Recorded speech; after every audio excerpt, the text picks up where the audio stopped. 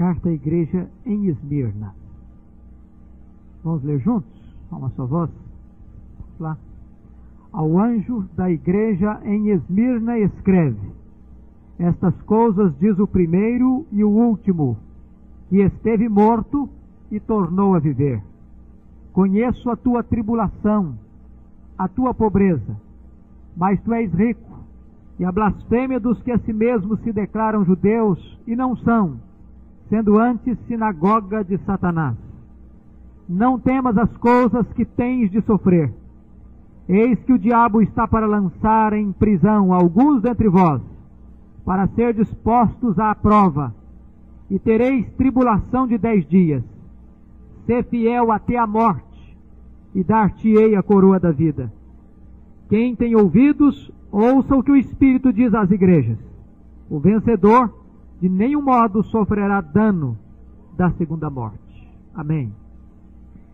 Hoje nós vamos estudar esta carta à igreja de Esmirna. E gostaríamos de apenas introduzir este estudo examinando sobre esta cidade.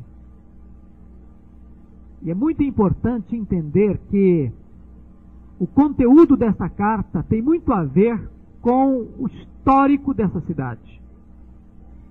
Esmirna ficava a 55 quilômetros de Éfeso. Era, sem sombra de dúvida, a cidade mais bonita da Ásia.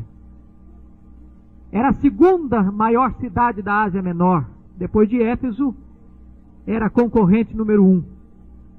E essa cidade era uma cidade muitíssimo importante na época, por vários aspectos. Primeiro, poderíamos dizer por causa do seu influente comércio.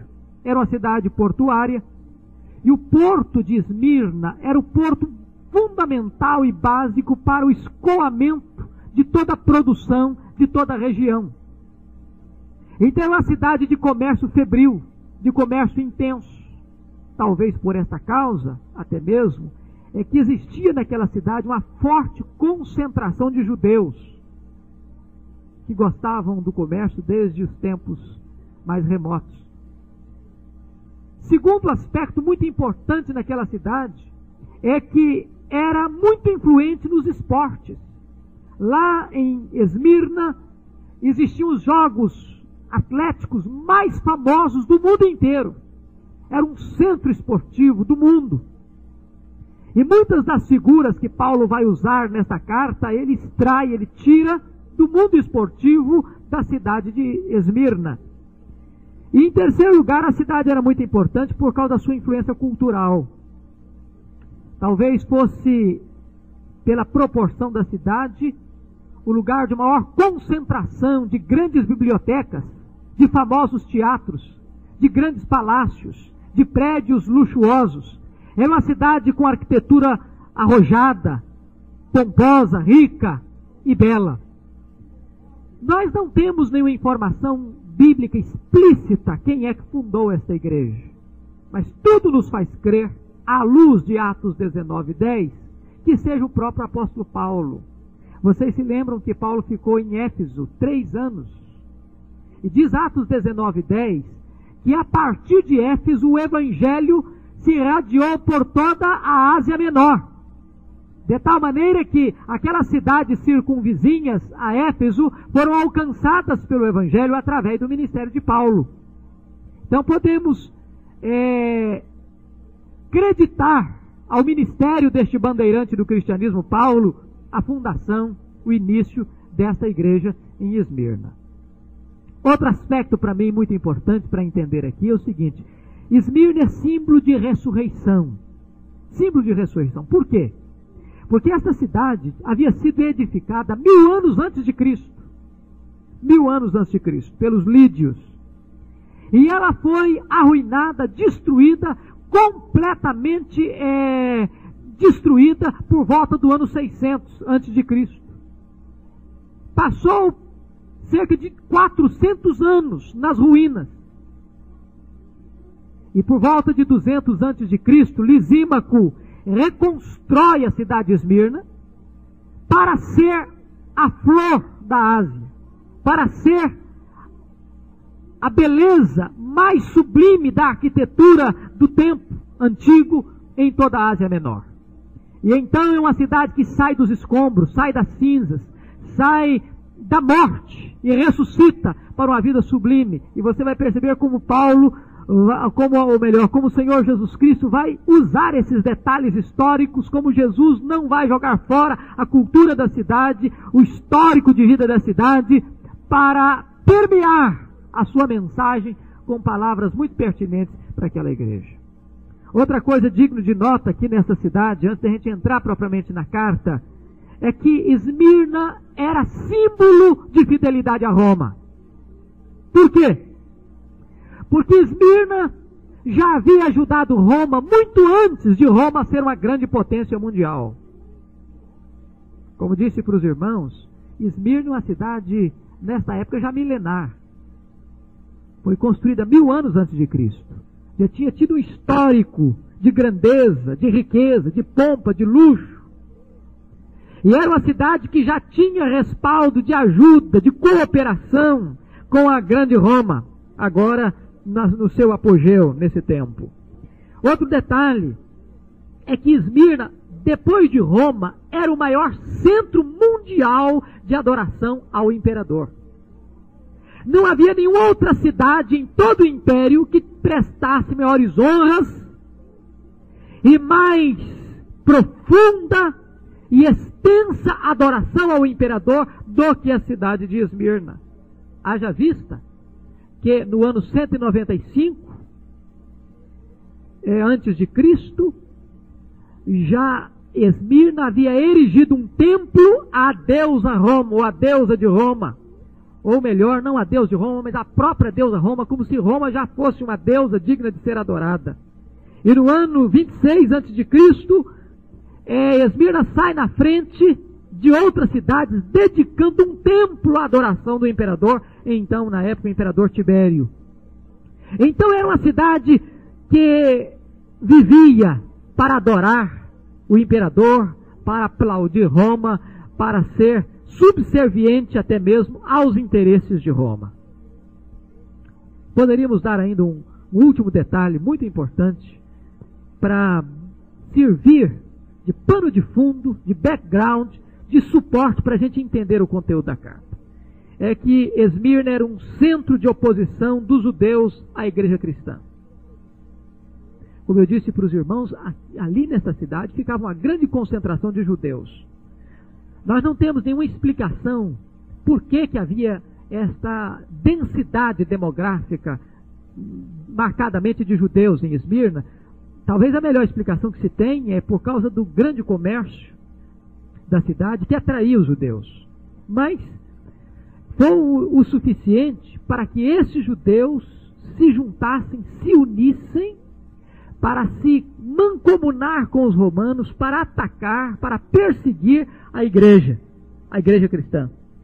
E eles acusavam os cristãos diante de Roma e acionavam a mão de Roma para perseguir a igreja. Se vocês observarem, foi aqui nessa cidade de Esmirna que vai ser levado ao martírio Policarpo. Policarpo foi discípulo do apóstolo João. E ele é levado ao martírio no dia 15 de fevereiro do ano de 155, depois de atroz perseguição. E ele é levado então às autoridades romanas e é forçado a negar Jesus e a falar mal de Jesus.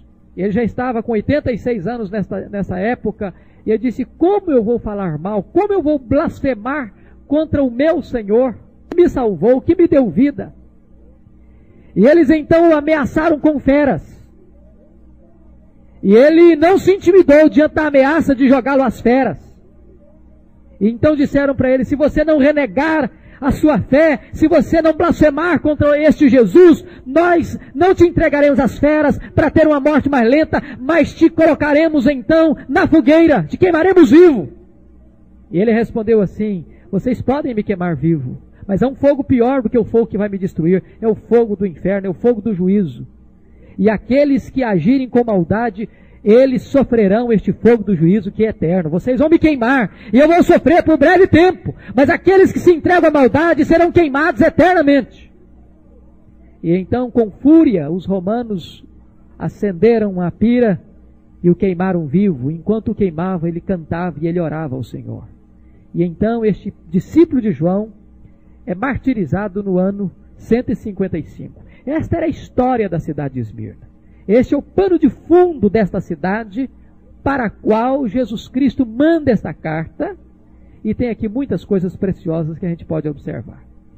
Vamos ver o conteúdo da carta. Em primeiro lugar, você vai perceber que sempre que Jesus se dirige a uma igreja, ele se dirige com alguns predicados, com algumas qualidades pessoais. E se você examinar mais profundamente, sempre que Jesus ia mandar uma carta a uma igreja e se referia a si mesmo como remetente da carta, o que ele falava de si tinha muito a ver com a necessidade da igreja. E como é que Jesus se apresenta para aquela igreja? Olha aí o versículo 8. Estas coisas diz o primeiro e o último. Por que Jesus se define assim para aquela igreja? Porque era uma cidade onde se adorava, se incensava, se cultuava o imperador. Para eles, a figura mais importante, mais expoente, de maior projeção no planeta, era o imperador romano. Não havia ninguém que pudesse ocupar um posto mais elevado, mais altaneiro do que o imperador. E Jesus, então, para aquela igreja que era esmagada, que era torturada, que era perseguida, que era fustigada, que era exprimida de todos os lados, se apresenta para aquela igreja como o primeiro e o último. Ou seja, aquele em quem tudo começa, em quem tudo tem sentido e tudo converge para ele. Ele é o centro. Não é César, não é Roma, é Jesus que é o centro. Depois ele diz assim, olha aí no versículo 2, no versículo 8, que esteve morto e tornou a viver. Por que Jesus diz isso para a igreja? Porque ele está escrevendo para uma igreja, como ele coloca aqui, nós vamos examinar, uma igreja perseguida, uma igreja que está enfrentando martírio, uma igreja que não está vivendo dias fáceis não, uma igreja que está vivendo o auge da perseguição romana, uma igreja que para existir enfrenta o desafio do martírio todo dia e toda hora. E ele escreve para a igreja dizendo o seguinte: eu estive morto, mas estou vivo. Ou seja, eu sou o conquistador da morte. Eu sou o ser eterno, que tem autoridade para dizer para a igreja ser fiel até a morte. Porque eu venci a morte, porque eu triunfei sobre a morte. A morte não tem a palavra final na vida da igreja, como não teve a palavra final na minha vida. É o que Jesus está dizendo para a igreja. Ele venceu a morte. E com isso ele dá uma palavra de ânimo para a igreja. Isso é uma coisa muito bonita para nós. Quando Jesus está dizendo aquele que esteve morto, mas tornou a viver, ele está dizendo que ele pode nos consolar e nos animar quando tivermos que atravessar os vales da morte. Nós não vamos passar por este momento sozinhos. Eu acho até muito interessante, irmãos. Não sei se você já se fez esta pergunta, mas de vez em quando alguma pessoa chega para mim e diz o seguinte: olha, vocês leram domingo passado no boletim sobre a igreja sofredora. Domingo passado foi o dia mundial de intercessão pela igreja sofredora. E às vezes a gente não se apercebe de um detalhe. Nunca na história da igreja a perseguição aos cristãos foi tão intensa. Nunca. Às vezes a gente vive ilhado, embora vivendo num mundo de globalização, de internet, de aldeia mundial, de informação mundial dentro da nossa casa, mas às vezes não para perceber que em muitos países hoje ser cristão é proibido. O fato de alguém se declarar cristão se expor à perseguição, à martíria, à tortura, à prisão e à morte. E muitas pessoas dizem o seguinte: eu acho que se explodir uma perseguição, eu acho que eu não aguento. Eu não teria coragem de ser um mártir. Eu acho que se me botasse a espada no peito, olha, agora eu vou ser, ou morre, ou apostata. que seria? Eu tenho a convicção plena de uma coisa, meus irmãos, plena, absoluta. Eu tenho a plena convicção de que nenhuma pessoa que nasceu de novo, foi convertida verdadeiramente, retrocede nessa hora. Sabe por quê? Porque o poder para enfrentar o martírio não é o poder de uma coragem, de uma ousadia humana. De jeito nenhum. Nesse momento, este que esteve morto e tornou a viver, este que venceu a morte, vai capacitar o seu povo para enfrentar o martírio. Com certeza. Com certeza. Aqueles cristãos não eram homens diferentes de nós. Eles eram da mesma natureza que nós somos, com as mesmas fraquezas, com os mesmos problemas. Mas se tivermos um dia que enfrentar uma situação semelhante, Deus vai nos capacitar para enfrentar. Deus vai nos dar poder para enfrentar. Com certeza. E é por isso que Jesus se apresenta àquela igreja como aquele que esteve morto e tornou a viver. E ele pode fortalecer a igreja. É por isso que a Bíblia diz lá em Romanos que nem morte, nem vida pode nos separar do amor de Deus que está em Cristo Jesus. Agora, vamos ver o que é que Jesus Cristo viu nesta igreja. Você percebeu lá no primeiro estudo que tivemos que ele anda no meio dos candeeiros, sondando as igrejas, conhecendo as igrejas. Aliás, esta igreja aqui não tem nenhuma repreensão de Jesus, perceberam? Não tem nenhuma repreensão de Jesus nesta igreja. Ele não viu nada de errado nesta igreja que merecesse uma exortação, uma palavra de disciplina. Então o que é que Jesus viu nessa igreja? Em primeiro lugar, olha aí o que Jesus viu. Versículo 9. Conheço a tua tribulação. Era uma igreja que passava por tribulação. O que é tribulação? A palavra tribulação traz a ideia para nós de um lugar apertado e de um peso ou de uma força que te espreme, que te oprime, que te esmaga, que te achata, que te sufoca. É claro que ele está falando aqui de situação, de circunstância. Aliás, foi essa mesma situação que ele abordou na igreja de Éfeso. A perseverança da igreja, a paciência diante das dificuldades. É quando a igreja está vivendo num ambiente hostil, perigoso, onde ser crente é um contrato de risco, onde não é fácil ser cristão. E hoje, meus irmãos, no Ocidente, onde nós estamos vivendo, nós não temos perseguição física, mas nós temos perseguição no campo das ideias. A bomba não atinge o nosso corpo, não nos joga atrás de grades, mas atinge a nossa mente, atinge a nossa cabeça, é mais sutil até mesmo. Mas são formas e maneiras de tribulação. E o texto está dizendo que Jesus conheço a tua tribulação. Esse conhecer aqui não é apenas de saber ou informação, mas é conhecer intimamente. É um Salvador que conhece a nossa situação, a nossa angústia, o nosso problema, a nossa luta, a situação amarga que nos envolve. Segunda coisa que Jesus vê na igreja, olha aí, versículo 9. Conheço mais o quê? Conheça a tua pobreza.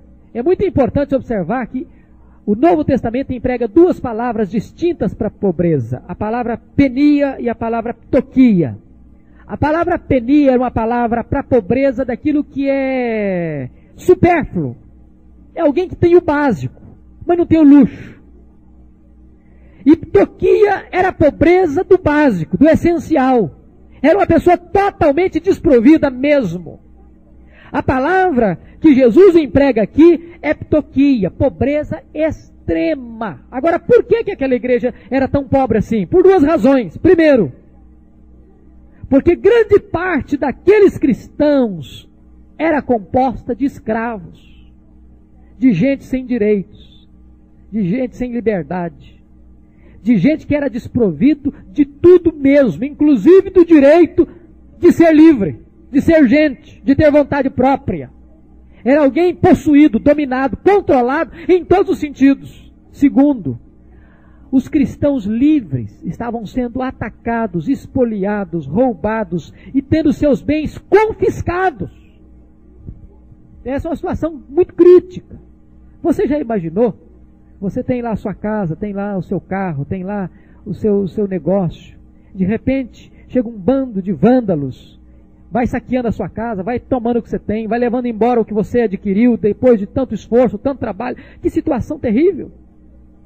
E sem poder recorrer a direitos, porque o cristão não tinha direitos, ele era perseguido, porque a lei estava contra ele, o governo estava contra ele, ele era alguém que não tinha direito de levantar a voz, de reivindicar direitos. E se você perceber, o livro aos Hebreus, a primeira carta de Pedro, foram escritas exatamente para esse tipo de gente sofredora, de gente que estava sendo esmagada, não só fisicamente, mas nos seus direitos. Gente espoliada, gente saqueada, gente que está sendo roubada, injustiçada. E a igreja estava sendo levada à pobreza também por causa disso. Terceira coisa que Jesus viu naquela igreja. Observe aí, versículo 10. Eis que o diabo está para lançar em prisão alguns dentre vós para ser dispostos à prova, e tereis tribulação de 10 dias. Uma igreja que sofria prisão. Você já imaginou isso? Os crentes sendo presos. Eu queria que você observasse um detalhe. Esses 10 dias aí, certamente, não são literais. 10 é um tempo definido, completo, mas breve. O que eu quero que você observe é o seguinte. Se é chato, se é dramático ser preso hoje, imagine naquela época. Não havia nenhuma política de humanidade nas prisões. Hoje é bem verdade que não tem também, mas as prisões hoje são muito mais humanas do que o eram no Império Romano. As prisões no Império Romano eram verdadeiramente uma antessala da sepultura. E as pessoas morriam por 3 razões básicas nas prisões de Roma. Primeiro, de fome. Segundo, de peste, de contaminação. Às vezes lepra e outras doenças. E terceiro, de desespero. Vocês lembram quando da última perseguição romana à igreja cristã, no imperador Diocleciano, por volta do ano 303, talvez a mais universal das perseguições e a mais dramática delas, ele mandou queimar os livros dos cristãos, mandou incendiar os lugares de reunião dos cristãos, mandou prender os líderes cristãos e agora forçar os demais a adorar os deuses de Roma ou se não morrer. E muitos cristãos foram presos nas pedreiras. Quando houve o edito soltando aqueles cristãos, saiu uma torrente humana de gente aleijada, de gente torta, de gente profundamente adoecida. Porque as pessoas viviam realmente numa situação absolutamente subhumana. E o texto está dizendo que aquela igreja estava na iminência de enfrentar a perseguição que desaguaria em prisão. Eu fico pensando essa questão, irmãos. Será como nós viveríamos como crentes se nós estivéssemos na mesma situação? Na iminência da perseguição. O que é ser crente nesse contexto? Se você olhar historicamente, sempre que a igreja foi exprimida, assim, perseguida, longe disso intimidar a igreja, ou fazer a igreja recuar, ou diminuir a qualidade do cristianismo, subiu, elevou a qualidade do cristianismo. Eu compartilhei com vocês esta visita à Coreia, e uma das coisas que me marcou foi visitar o Museu dos Mártires em Seul e ouvir a história de tantos pastores, de tantos missionários, evangelistas, homens, mulheres, jovens e até adolescentes que foram perseguidos e mortos, sobretudo na invasão japonesa. Num só dia, 200 pastores foram decapitados às margens do rio Han, em Seul. E outros tantos torturados com requinte crueldade, como por exemplo, amarrar uma pessoa, uma extremidade do corpo, na outra extremidade do corpo, em animais diferentes, e depois enxotá-los para que o corpo da pessoa fosse arrebentado ao meio. E coisas terríveis como essas. Mas uma coisa me marcou na igreja coreana. Depois que você visita todas essas galerias, com todo esse histórico, o último quadro que você contempla é de um mártir muito diferente. Não é um mártir, na verdade. O quadro é moldurado da mesma forma, da mesma maneira. Não tem uma fotografia, tem um espelho. Quando você chega diante do quadro, você vê o seu próprio rosto. E então há uma frase lapidar: você pode ser o próximo mártir. É nesta perspectiva que eles vivem. Vivem ali exprimidos por dois países comunistas, a Coreia do Norte, a China. E é um país que sempre eles entendem assim, que pode surgir uma nova perseguição. E a igreja está preparada para enfrentá-la. Isso dava certamente à igreja de Esmirna, como tem dado à igreja coreana, uma qualidade mais forte de vida cristã. Jesus está dizendo para essa igreja que o sofrimento é certo. Vocês vão passar por isso. Não temas as coisas que tens de sofrer. Não é que possivelmente vai acontecer, não. Vocês vão passar por isso. É certo o sofrimento. Mas louvado seja Deus, o sofrimento é limitado. 10 dias apenas. Tá? Outra coisa que Jesus viu nesta igreja. Primeiro, então, a tribulação, pobreza, prisão. Mas em quarto lugar, Jesus viu uma igreja rica espiritualmente. Olha aí, por favor, versículo de número 8. Conheça a tua tribulação, a tua pobreza, mas tu és rico. Louvado seja Deus. Preste atenção que há uma diferença aqui da igreja de Esmirna para a igreja de Laodiceia. Laodiceia era uma cidade riquíssima, os crentes eram muito ricos, classe média alta e classe alta. E eles mesmos olhavam para dentro deles e diziam o seguinte: nós somos ricos e abastados e não precisamos de coisa nenhuma. E Jesus olhou a igreja e disse: não, você não é rica não, você é pobre, muito pobre.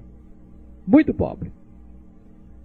Aí Jesus olha a igreja de Esmirna, de crentes escravos, de crentes espoliados, de crentes presos, de crentes perseguidos, de crentes que não tinham o básico para viver, passava fome, diz: olha, você é uma igreja rica.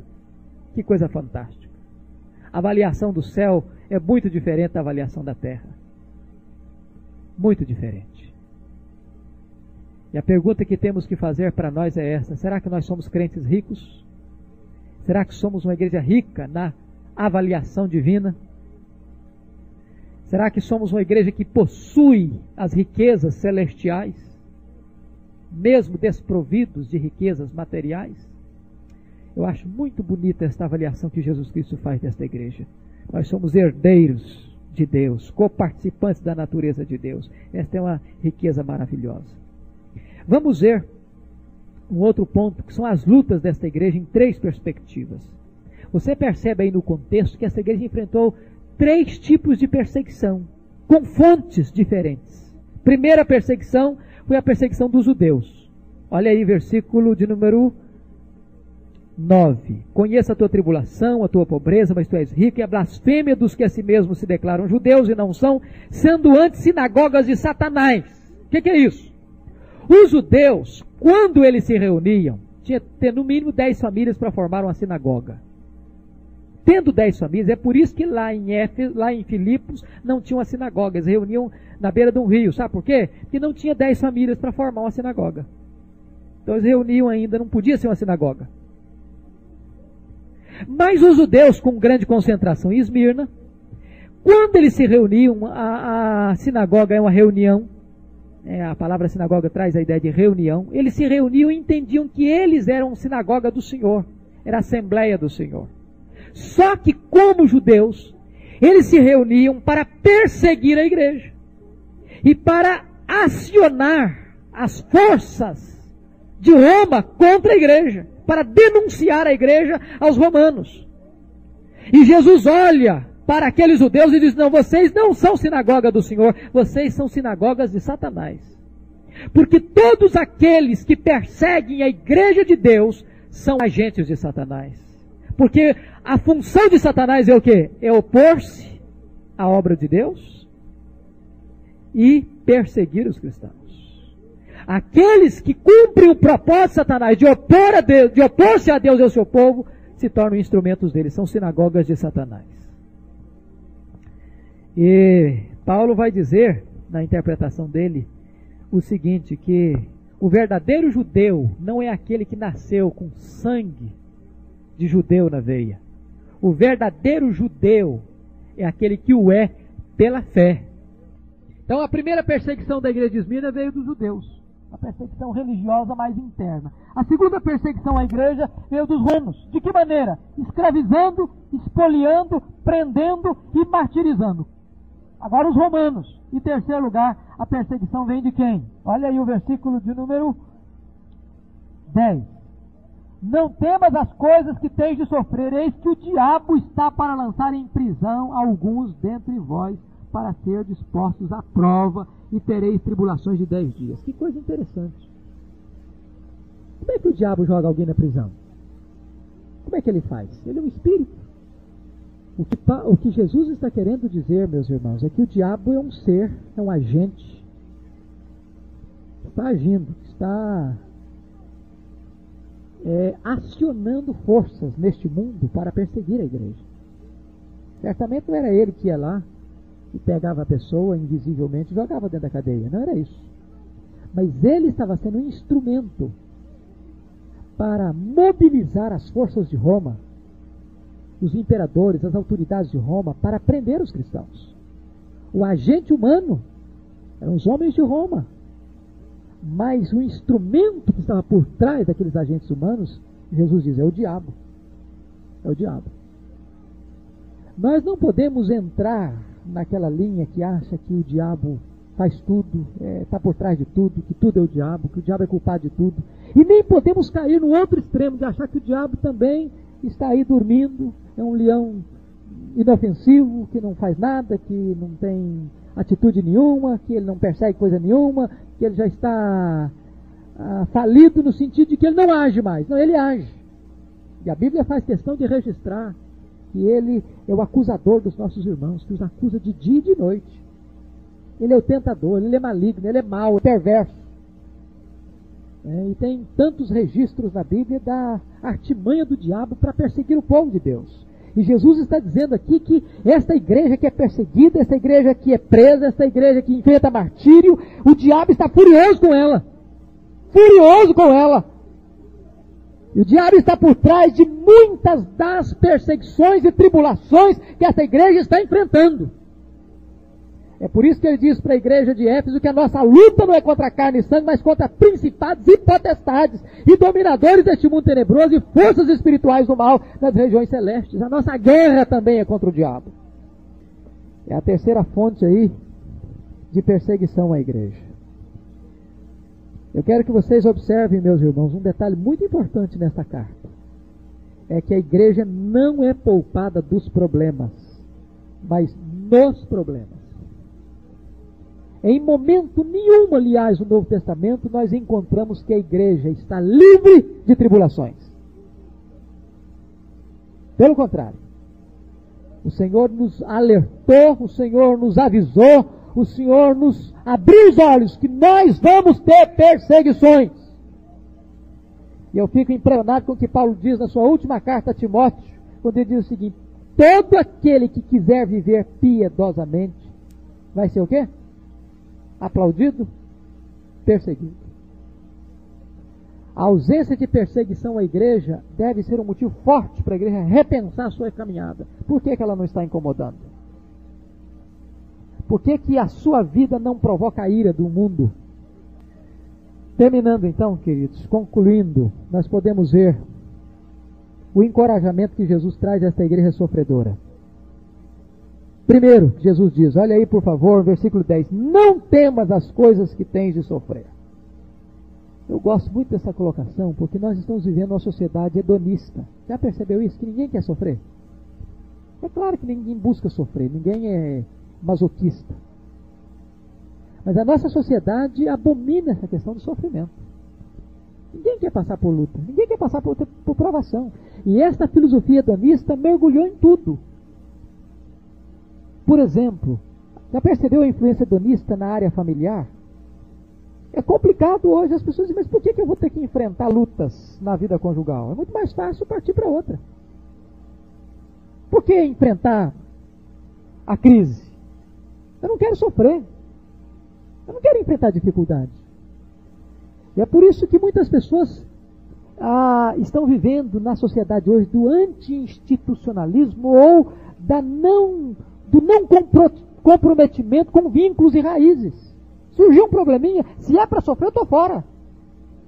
Vou cair fora, eu quero viver uma vida sem dor, indolor, sem traumas, sem dificuldades, sem lutas, sem barreiras. O meu negócio é aproveitar o máximo a vida. E Jesus encoraja a igreja, não tenhas medo diante do sofrimento. Enfrente, encare, não fuja. É o que Jesus está dizendo para aquela igreja. Segunda palavra de Jesus de encorajamento para a igreja é a seguinte: ser fiel, versículo 10 lá no finalzinho, ser fiel até a morte e dar-te-ei a coroa da vida. Vamos entender esse versículo. Jesus não está dizendo ser fiel até que morras, mas fiel ainda que te custe a vida. É isso que Jesus está dizendo. É que você tem que ser fiel até o dia que você morrer assim, já finalzinho de vida. Não, nem isso. Você tem que ser fiel, ainda que para ser fiel, você tem que ter a cabeça cortada. É ser fiel no sentido de estar pronto a dar a sua vida por causa da sua fidelidade. Vocês lembram quando nós estávamos tratando do curso aqui de História da Igreja, aquela famosa pergunta que fizeram ao pastor Francisco Leonardo Schalkvik no seminário de Recife? Quando a moça perguntou para ele: pastor, se a igreja for mais perseguida, será que ela vai ser mais fiel? E a resposta dele foi fantástica: não, filha, não. Se a igreja for mais fiel, ela vai ser mais perseguida. Perceberam? Perguntaram: será que se a igreja for mais perseguida, ela vai ser mais fiel? Não, filha. Se ela for mais fiel, ela vai ser mais perseguida. E exatamente a postura da igreja de Esmirna, de não retroceder diante da pobreza, da perseguição, da prisão e da própria morte, é que levou Jesus a encorajar aquela igreja: não temas as coisas que tens de sofrer. Ser fiel até o martírio. Ser fiel diante de qualquer perseguição, por mais intensa que seja, e te darei a coroa da vida. E a recompensa que Jesus dá à igreja está aí no texto: dar-te-ei o quê? Coroa da vida. Coroa da vida. Eu só queria dar para vocês o contexto aqui, bonito para mim. A palavra coroa, tem duas palavras no grego para coroa: a palavra diadema e a palavra Stéfanos. E a palavra que aparece aqui é Stéfanos. E havia vários momentos, aquela coroa não era a coroa de glória, não era uma coroa temporária que as pessoas recebiam para momentos especiais. Por exemplo, quando alguém vencia um jogo atlético, ele recebia essa coroa. O que o Senhor está dizendo é o seguinte: que a vida cristã é como que uma corrida de um atleta. Não foi assim que Paulo comparou? Eu combati o bom combate, eu completei a carreira, eu guardei a fé, já agora a coroa da justiça me está preparada. Você que corre a vida cristã com fidelidade, segundo as normas, Jesus está dizendo: tem uma coroa para você, tem uma coroa para você. Também, dentro da cultura de Esmirna, dos jogos, quando alguém terminava uma tarefa importante, ele era laureado com uma coroa, um Stéfanos. Paulo diz o seguinte: eu completei a carreira. Eu completei a carreira. Meu amado irmão, você tem completado a sua carreira?